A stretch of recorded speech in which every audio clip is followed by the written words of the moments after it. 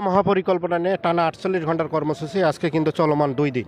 সেই ২ দিনে কিন্তু আমরা দেখেছি যে ৪৮ ঘন্টার কর্মসূচি বিভিন্ন জেলা থেকে।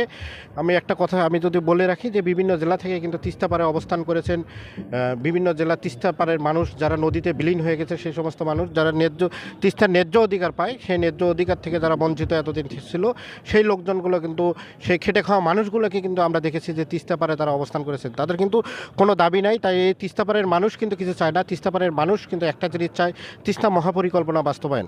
আমরা কিন্তু আরেকটা জিনিস জানিয়ে রাখি যে তিস্তা নিয়ে কিন্তু এর আগেও আমরা দেখেছি কয়েকদিন আগে বর্তমান সরকারের ২ জন উপদেষ্টা এসেছিলেন, তারা কিন্তু গণশুনানি করেছেন।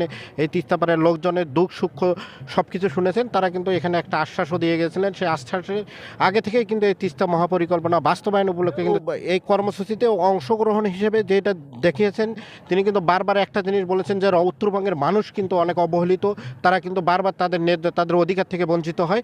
এবারে যাতে তারা বঞ্চিত না হয়, এই জন্যই কিন্তু তিনি প্রধান সমন্বয়কের দায়িত্ব পালন করে কিন্তু টানা ২ দিনের কর্মসূচি নিয়েছেন। এই কর্মসূচিতে কিন্তু আমরা একটা জিনিস দেখেছি যে গতকাল কিন্তু বিএনপির মহাসচিব মির্জা ফখরুল ইসলাম আলমগীর এসেছিলেন, তিনিও কিন্তু বক্তব্য দিয়েছেন। তিনিও কিন্তু একটা কথা বলেছেন যে তিস্তার মহাপরিকল্পনা বাস্তবায়ন করতে হবে, এই সরকারকেই যেন বাস্তবায়ন করে। এই জন্যই কিন্তু তিস্তা পারে কিন্তু লাখো মানুষের ঢল নেমেছে। আমি আরও একটা কথা আপনাদের মাধ্যমে দেশবাসীকে জানাতে চাই যে তিস্তা নিয়ে বর্তমান যে তিস্তা পাড়ের লোকজনের যে চাহিদাটা, সেটা হচ্ছে তিস্তা সংলগ্ন নদী ব্যারেঞ্জে আন্দোলনের ব্যানারে যারা অংশগ্রহণ করছেন 5টি জেলায় কিন্তু 11টি স্থানে কিন্তু কর্মসূচি পালন করছেন।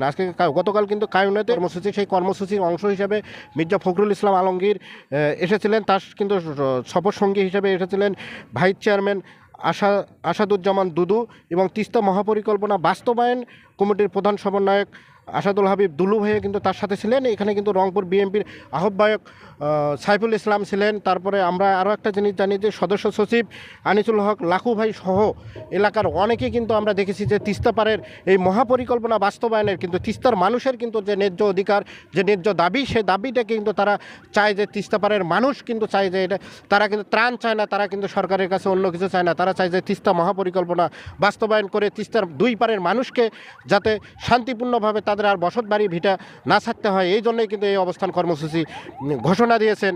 এই অবস্থান কর্মসূচি সফল করার জন্য কিন্তু বিভিন্ন এলাকায় আমরা কিন্তু বিভিন্ন ভেন্যুতেও গিয়েছি। ভেন্যুতে যাওয়ার পরে কিন্তু আমরা যেটা দেখেছি যে নারী, পুরুষ, শিশু, বৃদ্ধ সহ সবাই কিন্তু উপস্থিত হয়েছেন এই বাস্তবায়ন উপলক্ষে। তবে রংপুর থেকে আমার কাছে এতটুকু ছিল।